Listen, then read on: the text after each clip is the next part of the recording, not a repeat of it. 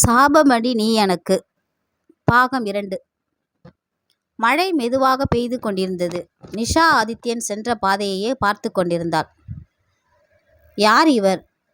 ஏன் எல்லாரும் இவரை பார்த்து பயப்படுறாங்க என்ற கேள்வி அவள் மனதை விட்டு அகலவே இல்லை. அப்போது கோவிலில் பார்த்த அதே முதியவர் அவள் அருகில் வந்தார்.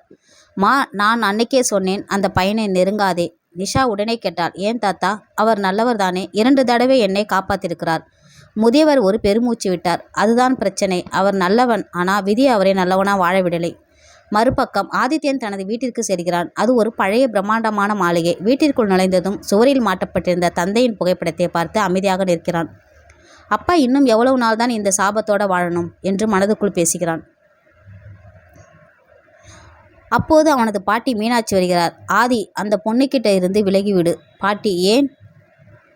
உன் அப்பா செய்த தவறுக்கு இன்னொரு உயிர் பலியாகக்கூடாது. ஆதித்யன் அதிர்ச்சியுடன் பாட்டியை பார்க்கிறான். அதே நேரத்தில் நிஷா வீட்டிற்கு வந்தாலும் மனம் அமைதியாக இல்லை. அவள் இணையத்தில் அந்த நிறுவனத்தை பற்றி தேடுகிறாள். அதில் நிறுவனத்தின் நிர்வாக இயக்குநரின் புகைப்படம் தெரிகிறது. அது ஆதித்யன். இவ்வளவு பெரிய நிறுவனத்துக்கு இவர்தான் முதலாளியா என்று அவள் வியக்கிறாள். அதே நேரத்தில் அவளுக்கு ஒரு மின்னஞ்சல் வருகிறது. Congratulations, you are selected. நாளை முதல் வேலைக்கு வரும்படி அதில் குறிப்பிடப்பட்டிருந்தது. நிஷா மகிழ்ச்சி அடைந்தாலும் அவளுக்கு தெரியவில்லை, அவள் வேலைக்கு செல்லும் அந்த அலுவலகமே அவளுடைய வாழ்க்கையை முழுவதுமாக மாற்றப் போகிறது என்று. அடுத்த நாள் காலை புதிய வேலைக்கான உற்சாகத்துடன் நிஷா அலுவலகத்திற்கு கிளம்பினாள். அவளது அம்மா நெற்றியில் குங்குமம் வைத்து, எதுவாக இருந்தாலும் உண்மையாயிரு, நல்லதுதான் நடக்கும் என்று ஆசீர்வதித்தாள். நிஷா புன்னகையுடன் அலுவலகத்தை அடைகிறாள். அதே நேரத்தில் ஆதித்யன் தனது கேபினில் அமைதியாக அமர்ந்திருந்தான். ஆனால் அவன் மனதில் முழுவதும் நிஷாவின் நினைவே. அவள் இந்த கம்பெனியில் வேலைக்கு வரக்கூடாது என்று நினைத்து கொண்டிருந்தான். அப்போது கதவை தட்டிவிட்டு HR மேலாளர் உள்ளே வருகிறார். சார், நேற்று இன்டர்வியூவில் செலக்ட் ஆன கேண்டிடேட்ஸ் எல்லாரும் வந்துட்டாங்க. ஆதித்யன் அமைதியாக தலையசைக்கிறான். அறிமுக நிகழ்ச்சி தொடங்குகிறது. புதிய ஊழியர்கள் அனைவரும் வரிசையாக நிற்கிறார்கள். நிஷா தனது பெயரை சொன்னவுடன் ஆதித்யன் திடீரென தலை நிமிர்ந்து பார்க்கிறான். இருவரின் கண்களும் மீண்டும் சந்திக்கின்றன. அந்த நொடியில் ஆதித்யன் மனதில் ஒரே எண்ணம், இவள் என் வாழ்க்கையை விட்டு விலகணும். மதிய நேரம் அலுவலகத்தை சுற்றி பார்க்கும்போது நிஷா தவறுதலாக யாரும் பயன்படுத்தாத பழைய வழித்தடத்திற்குள் செல்கிறாள். அங்கிருந்த ஒரு கதவு பாதியாக திறந்திருந்தது. ஆர்வத்துடன் உள்ளே செல்கிறாள். அது பல ஆண்டுகளாக திறக்கப்படாத ஒரு ரகசிய அறை. அறை முழுவதும் பழைய புகைப்படங்கள், கோப்புகள், தூசி படிந்த பொருட்கள். ஒரு பெரிய குடும்ப புகைப்படம் அவள் கண்ணில் படுகிறது.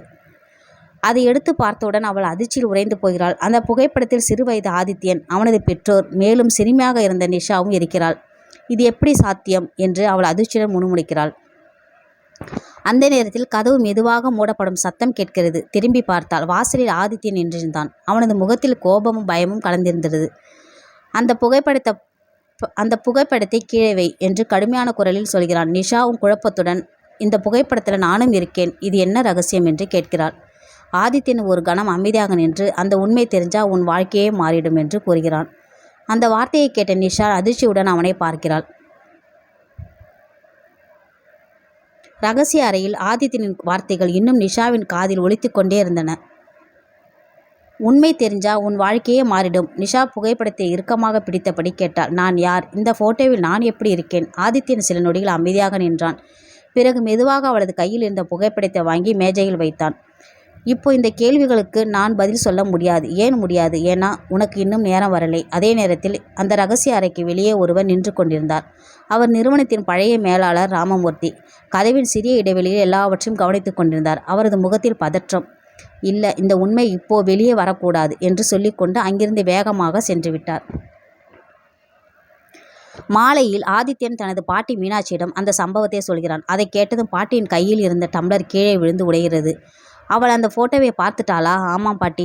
பாட்டி கண்கலங்கியபடி சொல்கிறார். இத்தனை வருஷமா மறைச்சு வைத்த ரகசியம் இனிமேல் மறையாது ஆதி. அதே நேரத்தில் நிஷா வீட்டில் அந்த புகைப்படத்தை நினைத்து கொண்டே இருக்கிறாள். அவளது அம்மாவிடம் மெதுவாக கேட்கிறாள். அம்மா, நான் சின்ன வயசில் வேற ஊரில் இருந்திருக்கேனா? அந்த கேள்வியை கேட்டதும் அம்மாவின் முகம் திடீரென மாறிவிடுகிறது. யார் இந்த கேள்வியை கேட்டது? யாரும் இல்லை, சும்மா கேட்டேன். அம்மா எதுவும் பேசாமல் உள்ளே சென்று பழைய பெட்டியை திறக்கிறார். அதில் ஒரு சிறிய வெள்ளி லாக்கெட். அதை எடுத்து கையில் வைத்தபடி அழ ஆரம்பித்தார். இரவு ஆதித்யன் தனது அறையில் அமைந்திருந்தான். அப்போது அவனது மொபைலுக்கு ஒரு தெரியாத எண்ணிலிருந்து அழைப்பு வருகிறது. அவன் அழைப்பை ஏற்றவுடன் மறுமுனையில் ஒரு கரகரப்பான குரல். ஆதித்யா, 20 வருடத்துக்கு முன்னாடி புதைச்ச உண்மை இப்போ வெளியே வரப்போகிறது. யாரு நீ? உன் அப்பாவின் மரணம் விபத்து இல்லை, கொலை என்று சொல்லிவிட்டு அழைப்பு துண்டிக்கப்பட்டது. ஆதித்யன் அதிர்ச்சியில் உறைந்து நிற்கிறான். அதே நேரத்தில் வீட்டில் இருந்த நிஷா அந்த பழைய லாக்கெட்டை திறக்கிறாள். அதற்குள் அதே குடும்ப புகைப்படத்தின் இன்னொரு சிறிய நகல் இருந்தது. அதில் பின்னால் சிவப்பு மையில் ஒரே ஒரு வரி எழுதப்பட்டிருந்தது: உண்மை தெரியும் நாள், சாபம் முடியும் நாள். அடுத்தது கொலையாளியின் மர்மம் என்னன்னு அடுத்த எபிசோடில் பார்க்கலாம்.